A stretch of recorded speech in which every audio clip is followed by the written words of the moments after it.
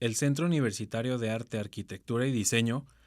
les da la más cordial bienvenida a la primera conferencia magistral de ARPAFIL 2021, denominada Otras Obras,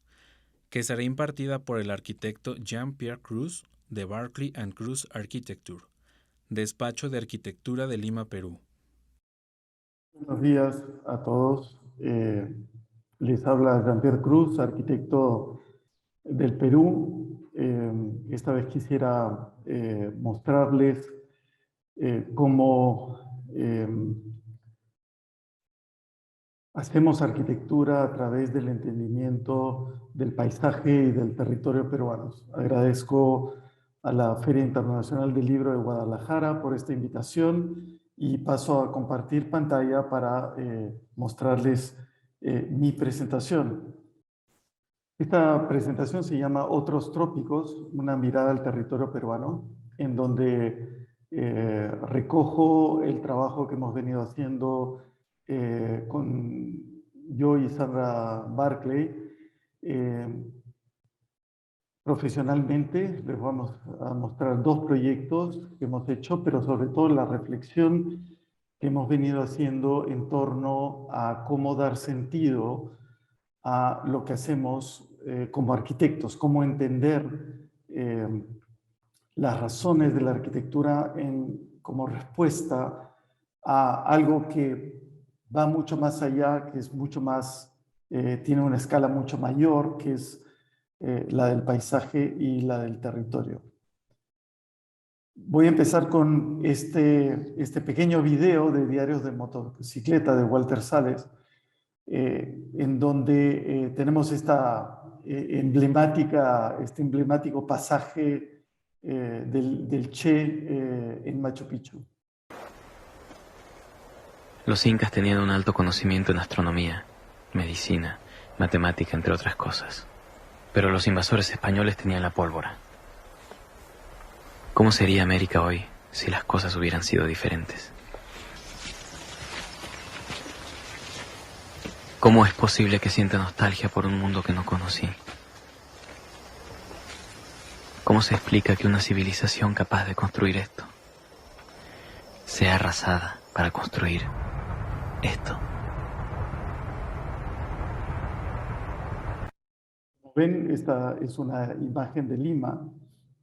y generalmente estamos siempre pensando como pensaba el Che en ese momento, y era como un pasado tan glorioso como el Inca y el pre-Inca terminó en lo que ahora hacemos, es decir, en las ciudades que hoy construimos. Y creo que esa es una tarea, digamos, es una impresión equivocada si es que no tratamos de entender desde la arquitectura, desde el paisaje, desde el territorio y desde el urbanismo, qué es lo que pasó y por qué, sobre todo, ha pasado esto y cómo podemos construir mejor nuestras arquitecturas, nuestra ciudad y nuestro paisaje. Y en realidad, si analizamos la sección del territorio peruano, nos damos cuenta de esto, que en Lima está situada justo en el punto de encuentro del Océano Pacífico con los Andes, a 100 kilómetros al oeste de Lima, en el océano, tenemos una fosa de 5.000 metros de profundidad, y a 100 kilómetros al este tenemos las cumbres a 5.000 metros de altura. es decir, 10.000 metros de diferencia altitudinal en solo 200 kilómetros. Y tenemos esta línea vertical que determina la cuenca oriental, la cuenca del Amazonas, que es una cuenca fértil, con lluvias, con mucha disponibilidad de agua, en donde hoy en día solo vive el 30% de los peruanos, y la cuenca del Pacífico, con únicamente 2% de la disponibilidad de agua dulce en el Perú, donde vive el 70% de la población. Y creemos, Sandra y yo, que esto, digamos, a través de los procesos históricos se ha debido a que el territorio peruano ha sido visto como un problema. Las pendientes de los Andes, este paisaje vertical, es visto como un problema, por lo cual habitar la costa es lo que hay que hacer, es el único tramo pequeño, estrecho, de territorio plano, más o menos, en donde podemos vivir con mayor facilidad. Y eso es lo que ha producido esto, un poco lo que mostraba el Che, digamos, lo que comentaba el Che. Y esta es Lima, y en Lima vive el 30% de la población del país. Y sin embargo, cuando los gobiernos sucesivos tratan o hacen infraestructura supuestamente para desarrollar el país, nos encontramos con una resistencia muy fuerte por parte de las poblaciones locales, digamos, para que no acepta estas infraestructuras, estas inversiones. Tal es así que, digamos, en el Perú son recurrentes los conflictos socioambientales, así se llaman en nuestro país, en donde todos estos proyectos se ven, digamos, contrastados por una visión muy distinta que tienen las poblaciones locales, no solamente las indígenas, en contra de estos proyectos. Entonces cabe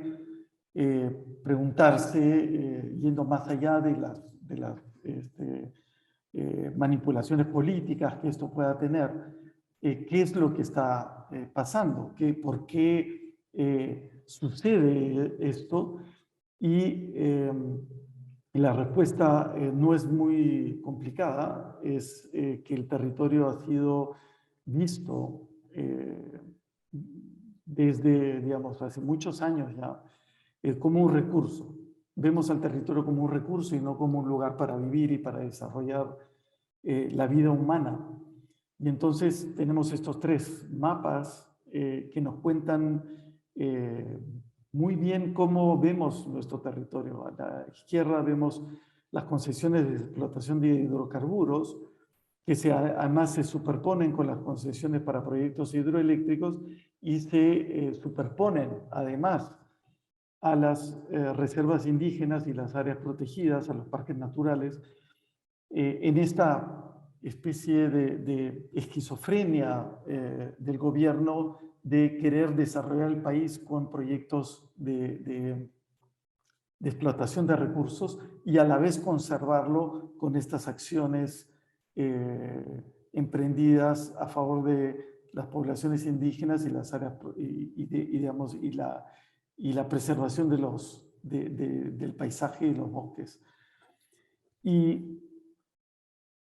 para nosotros, diseñadores, nos parece que quizás uno de los problemas, no el único, pero uno de los problemas es que hemos entendido mal el territorio desde hace mucho tiempo. Con la llegada del hombre europeo, sobre todo los españoles, a Sudamérica, ellos interpretaron nuestro territorio digamos, en una analogía de lo que podía pasar en España, y dividieron a este territorio en tres bandas paralelas al Océano Pacífico, que eran la costa, la sierra y la selva. Y esta, digamos, visión, que es una visión colonial del territorio, sigue siendo vigente hoy. Seguimos nombrando al territorio de esta manera. Sin embargo, hace ya más de 70 años que Javier Pulgar Vidal, un geógrafo importantísimo en nuestra historia, analiza la herencia prehispánica, analiza la toponimia, los lugares, las lenguas, la concepción indígena de las regiones y propone una visión transversal del territorio. Y está retomando, por supuesto, el trabajo magnífico que hizo Alexander von Humboldt sobre los Andes, en donde él comienza a conectar los distintos elementos que componen el territorio, es decir, el clima, la altitud, la vegetación, la presión barométrica, para concluir de que todo estaba ligado entre sí y de que el territorio en los Andes centrales, donde hoy se encuentran Ecuador, Perú y Bolivia, están, digamos, íntimamente ligados a la sección. Es la sección la que permite entender el territorio. Y eso es lo que propone Javier Pulgar Vidal. Hace esta división retomando las regiones precolombinas, en donde estas regiones están determinadas no por la latitud y no vistas en plano, sino por la altitud vistas en una sección, en un corte. Y son 8 regiones, y cuando entendemos que estas regiones determinan qué es lo que crece ahí, cuáles son los recursos que podemos usar en cada una de estas regiones, nos damos cuenta de que el territorio vertical de los Andes no es un problema, sino una posibilidad. Y eso es lo que hace, o lo que ha hecho que el Perú esté dentro de los 10 países con mayor biodiversidad, que posea 84 de las 117 zonas de vida reconocidas en el mundo, y sobre todo lo más importante es que es uno de los 10 países con mayor cantidad de especies domesticadas, nativas, y sobre todo el primer país con mayor cantidad de plantas nativas usadas por la población, lo que significa que es un territorio vivo en donde esto que les estoy mostrando es lo que sucede hoy. Y eso determina una serie de condiciones de comercio, de intercambio de productos, que se ha venido haciendo desde siglos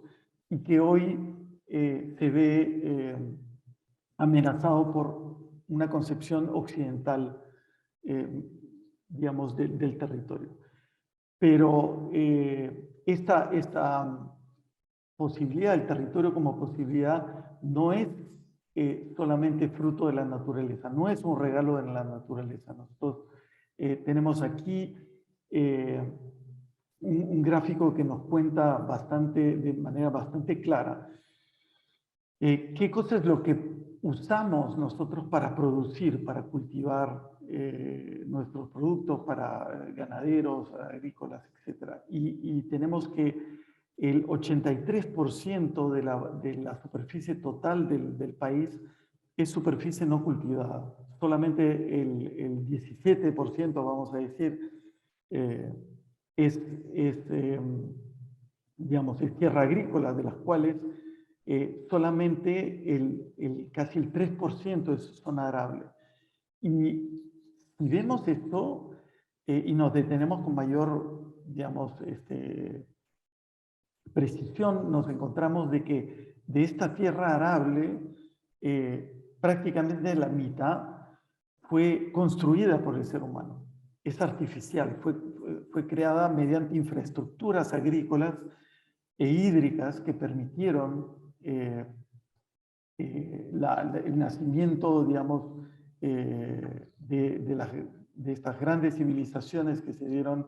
en Sudamérica y además un área foco de la agricultura en el mundo. Y estas, digamos, estas constataciones surgieron de un proyecto que hicimos Sandra y yo, un proyecto académico. Hicimos aprovechando la oportunidad de esta gran red de infraestructura que significa la IRSA, la Iniciativa para la Integración de la Infraestructura Regional Sudamericana, en donde en el Perú se hacía una conexión entre Lima y Sao Paulo por una vía vehicular, en donde por primera vez desde el 1910 el Perú estaba conectado vehicularmente con Brasil. Y decidimos seguir las trazas de Humboldt, o por lo menos los métodos de Alexander von Humboldt, y atravesar el país de oeste a este usando esta vía interoceánica sur, como se le llama, en donde el tramo de Nazca a Cusco es un tramo histórico, está casi implantado sobre uno de los digamos, de las rutas del Capañán, de las vías incas, y hay otro tramo nuevo que parte prácticamente del Cusco y llega a la frontera tripartita con Bolivia y Brasil. Y entonces hicimos este recorrido, lo registramos, lo estudiamos, hicimos croquis, hicimos un registro fotográfico, hicimos un registro planimétrico para darnos cuenta de la magnitud de la domesticación del territorio que supuso el transformar este territorio que hoy es visto como un problema en un territorio que ofrece muchísimas posibilidades. Y aquí vemos todas estas infraestructuras que permitieron ampliar no solamente la frontera agrícola, sino que permitieron ampliar la biodiversidad que existía en este territorio. De estos sistemas de infraestructura, muchísimos se siguen usando hoy en día. No es un relito, no es una ruina, es un sistema que se usa hoy en día. Por supuesto, está siendo amenazado, muchas veces abandonado, pero que sigue vigente. Y entonces todo esto terminó en una investigación llamada El paisaje peruano, en este libro, en donde se establecieron al final, como conclusión, los valores y principios para una intervención sensible y sostenible en el paisaje, dentro de los cuales está la diversidad, es decir, que tenemos que propiciar con una intervención en el territorio no solamente la diversidad expresada en la fauna y la flora, sino también la diversidad de la acción humana. La reversibilidad, es decir, que todo proyecto en el paisaje no es un proceso lineal entre un objetivo y un resultado, sino es una vivencia que se construye y que se deconstruye en el devenir y la alteridad, por lo cual debe tener una capacidad para regenerarse e incluso desaparecer en el tiempo. También el valor de la continuidad, lo que les decía, es decir, que esta continuidad del entendimiento precolombino del territorio evita su museificación ¿no? Evita considerarlo un museo, lo mantiene vivo y por lo tanto es indispensable aprender de él, pero no con una visión nostálgica mirando al pasado, sino al contrario, como una visión para seguir construyendo el paisaje en el futuro. También la identidad, es decir, que la identidad se crea no solamente con los objetos, es decir, con todo lo que es material que encontramos en el territorio, sino que también con esta cultura inmaterial que es tan importante como los objetos físicos que han producido esta actividad cultural.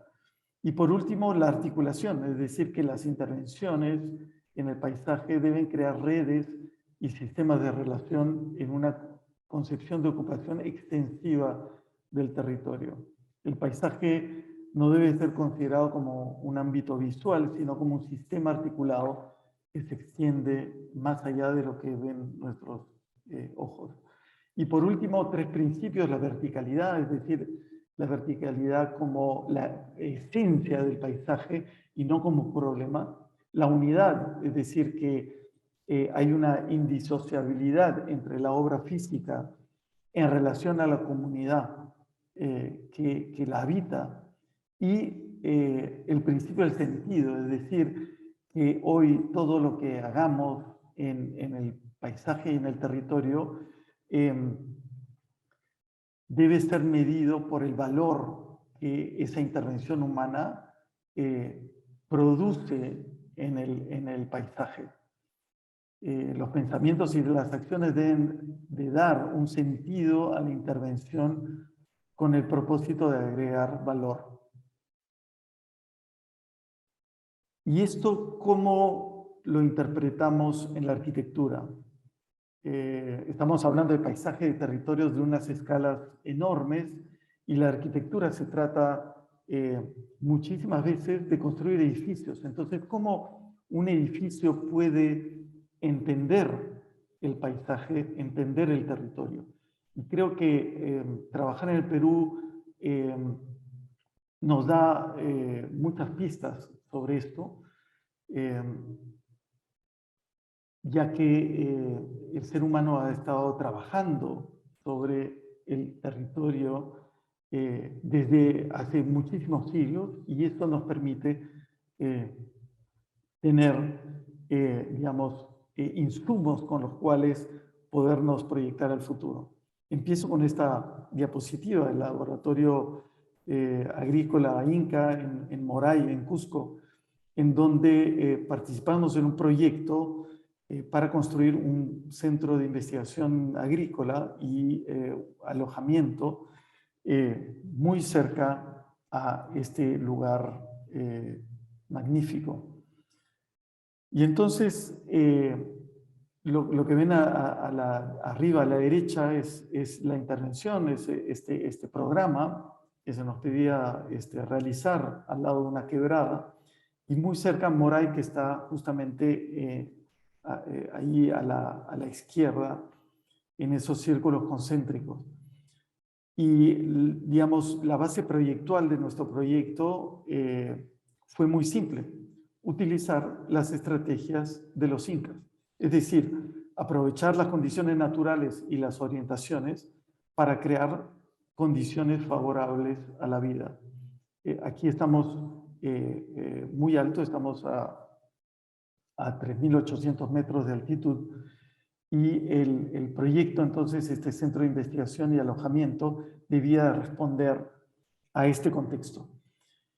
Y para ello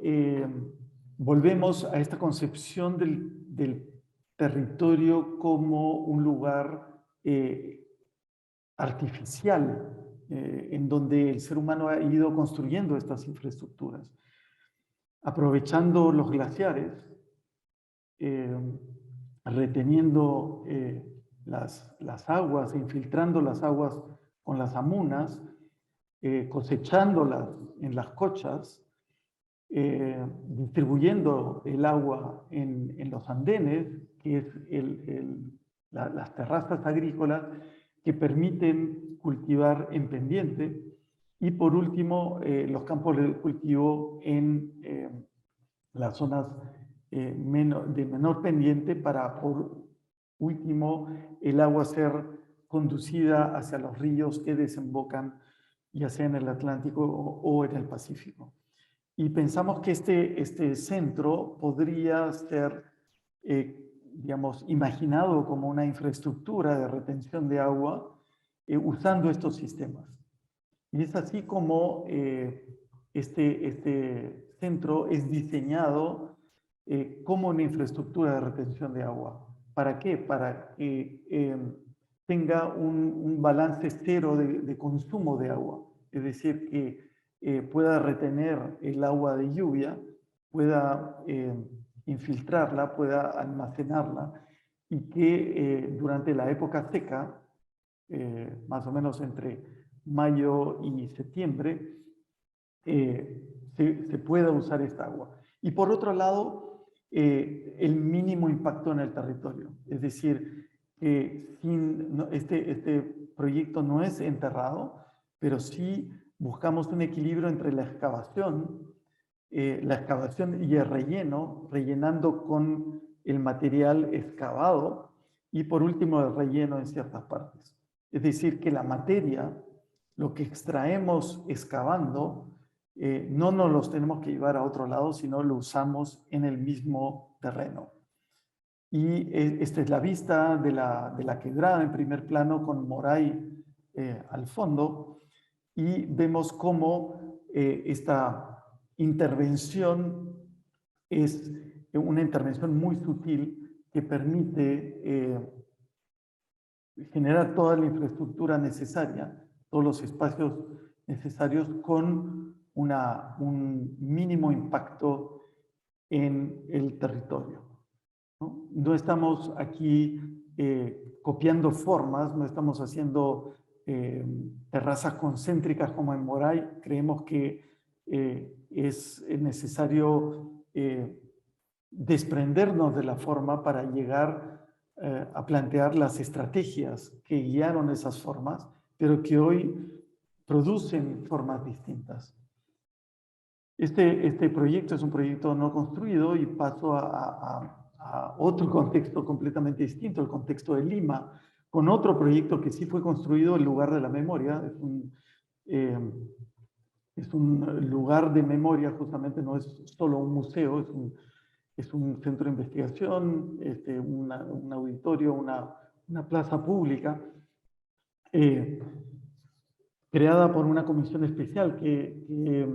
presidencial, que fue liderada en sus inicios por Mario Vargas Llosa, y que durante, digamos, su liderazgo se lanzó un concurso nacional para construir este lugar que explicase los 20 años de violencia política, física, extrema, que acosó a nuestro país entre 1980 y el año 2000 y que causó más de 70.000 víctimas. Se encuentra ahí, en el borde del acantilado de Lima. Y al enfrentarnos nosotros a este problema, a este edificio que era tan simbólicamente tan importante, digamos, para todos los peruanos, para nosotros también como personas que vivimos estos años de violencia,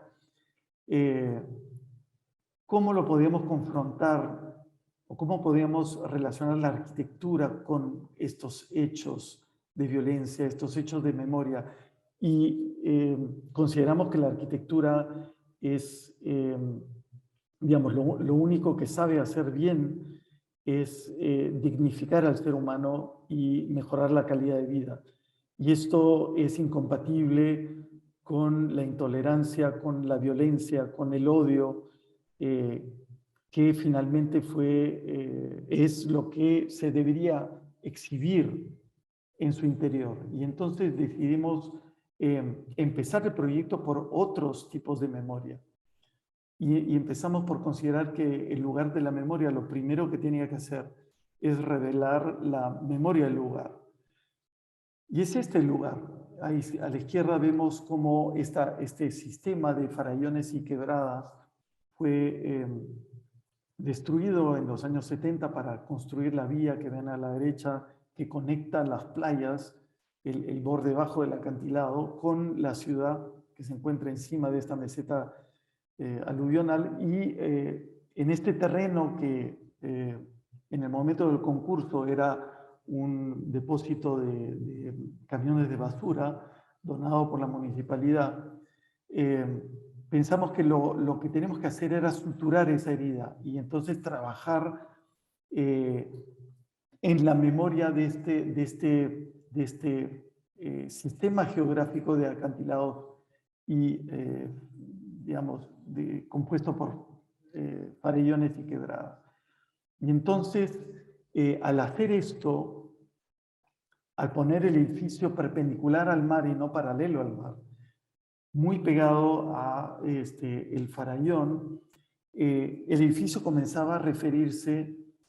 no solamente, digamos, a su entorno inmediato, sino a todo un sistema geográfico que, digamos, va 12 kilómetros hacia el sur de la bahía y hacia el norte, donde los acantilados han sido perfilados, han sido cortados. Este edificio entonces se vuelve como un apoyalibros de toda esta otra memoria, que es la memoria geológica de la Bahía de Lima, del valle de Rímac, que se cuenta en millones de años. Y entonces, ¿cómo relacionar distintas medidas del tiempo, distintas memorias, con un simple edificio? Y entonces, por supuesto, esto no solo, digamos, trataba de lidiar con memoria, sino con aspectos muy prácticos. Los arquitectos tenemos que trabajar con un sitio definido, con un presupuesto definido, muchas veces limitado. En este caso era simplemente una donación del gobierno alemán y del gobierno sueco. Y para, digamos, ser lo más económico posible, concentramos el edificio, lo pegamos hacia el acantilado, porque todo esto era un relleno, de manera a que los pilotes de fundación fuesen los menos posibles y los menos profundos posibles. Y entonces esta lógica económica además iba de la mano con una lógica ambiental, es decir, que nos protegíamos del noroeste, del sol poniente, y como estamos en un clima, digamos, donde no hay ni mucho calor ni mucho frío, podíamos entonces imaginar un lugar, un edificio que prescindiese de aire acondicionado, lo cual generaría, digamos, no solamente economías en el momento de la inversión, sino sobre todo en el momento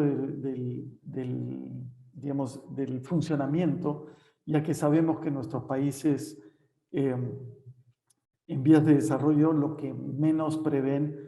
es el mantenimiento de lo que se construye. Y entonces pensamos un edificio en concreto armado para que tuviese el menor mantenimiento posible frente al mar, a la brisa marina, a la corrosión, a los fenómenos naturales.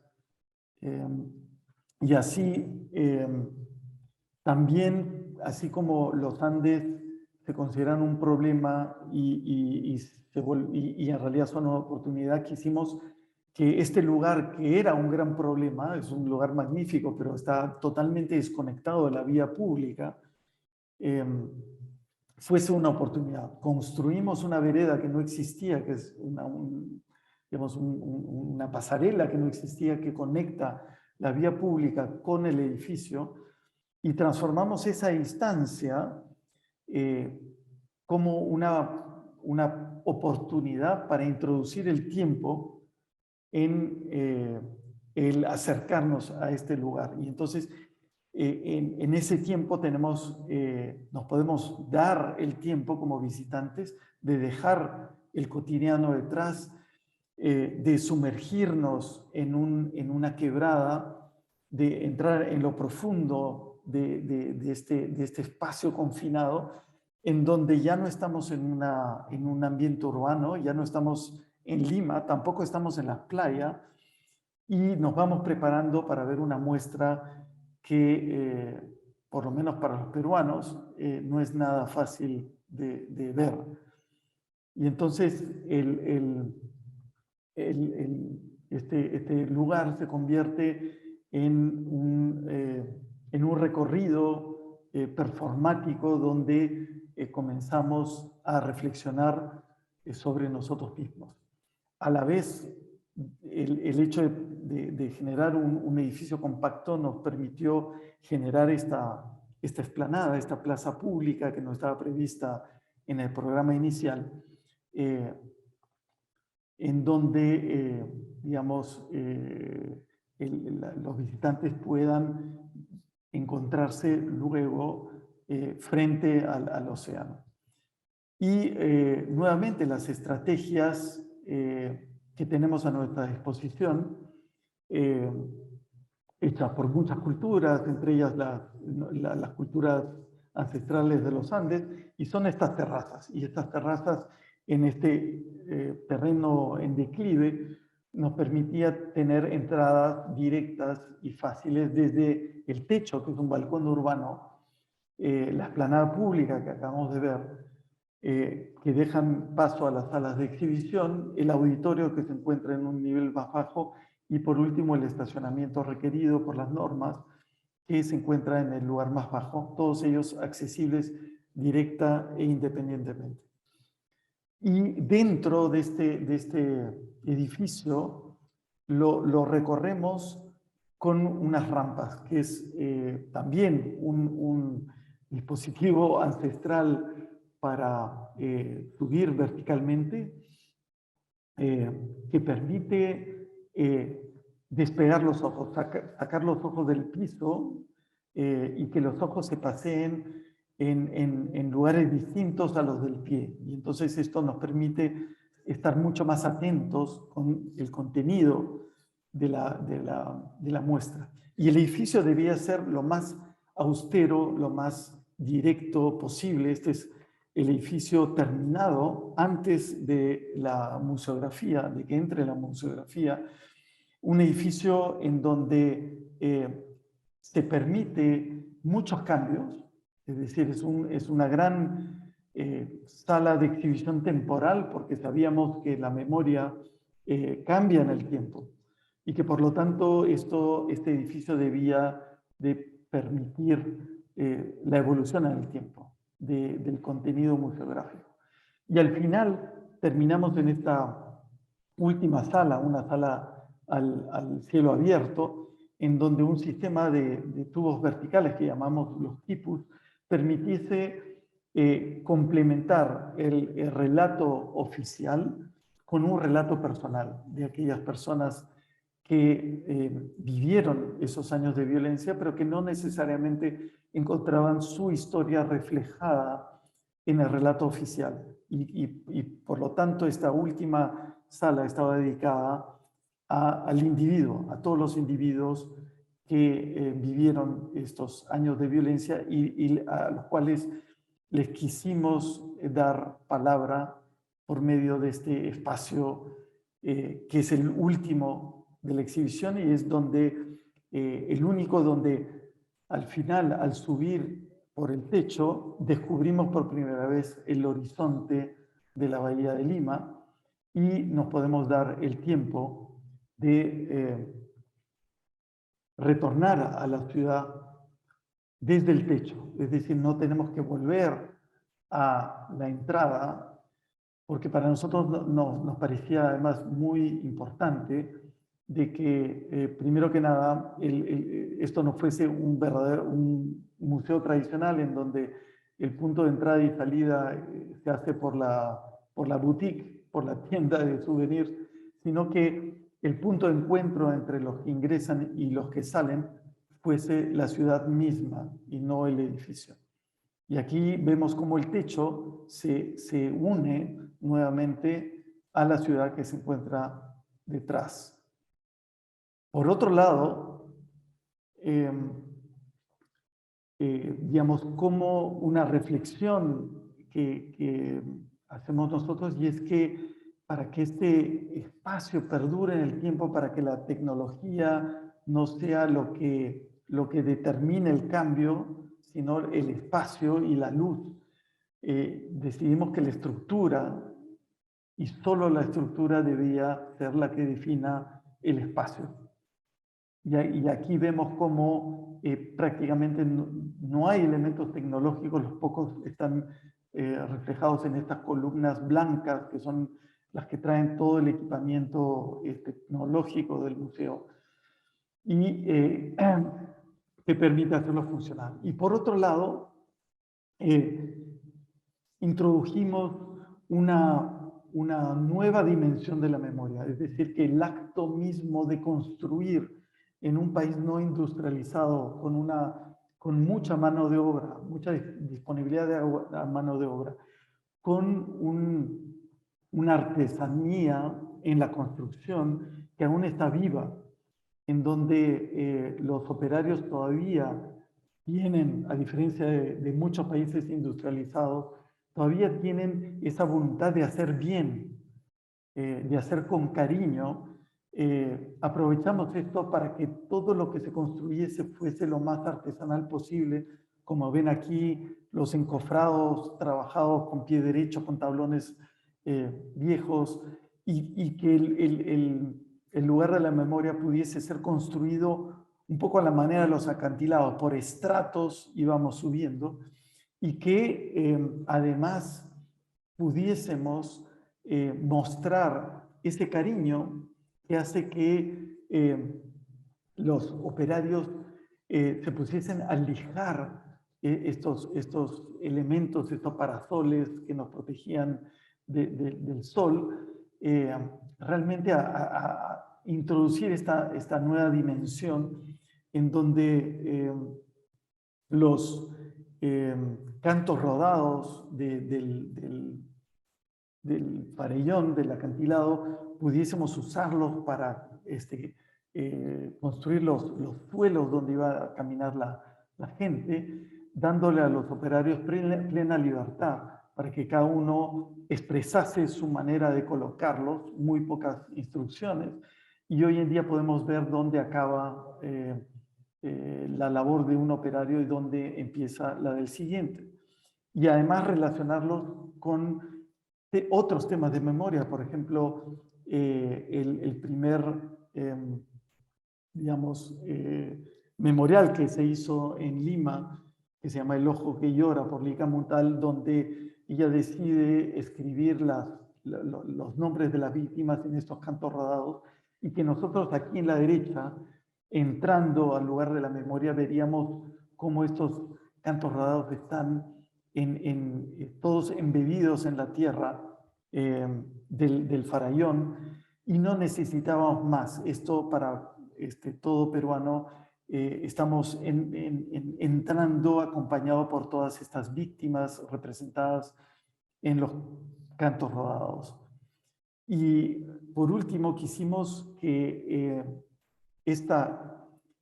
necesaria imperfección de lo que significa construir a mano,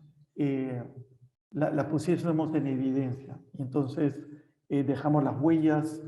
de la construcción, hasta las huellas, como ven a la izquierda, de las trazas del perro guardianes sobre las rampas. Al final, todos los operarios pusieron la huella a la mano como un recuerdo de los que construyeron literalmente con sus manos este lugar. Por razones presupuestales, nos vimos obligados a hacer economías, y estas economías no debían traducirse en una baja de calidad, una merma de lo que queríamos, del sentido que queríamos transmitir, como estos cantos rodados arquitecturizados que transmitían la luz a la zona de investigación y que en realidad están hechas con pomos de miel, en donde estos pomos producen unas sensaciones muy bonitas hacia la plaza, como ven aquí, que también remiten a esta idea de los memoriales de las víctimas. Y en esta plaza también aprovechar para que no solamente sirva como lugar de reunión para los visitantes, sino también para,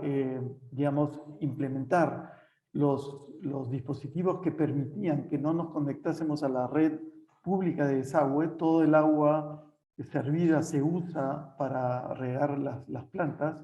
y el agua contra incendios se usa en este borde de la plaza que permite que no tengamos una baranda y que la plaza se una al paisaje marino. Y terminamos esta presentación con un video que muestra cómo el lugar de la memoria vive, cómo se vive este lugar.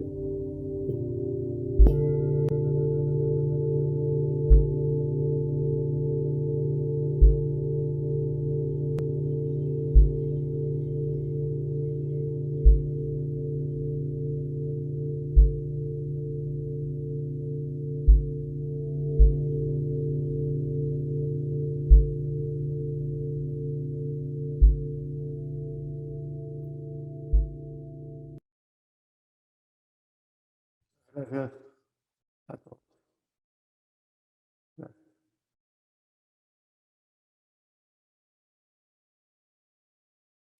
Agradecemos su presencia, invitándolos a participar en cada uno de los eventos de ARPAFIL.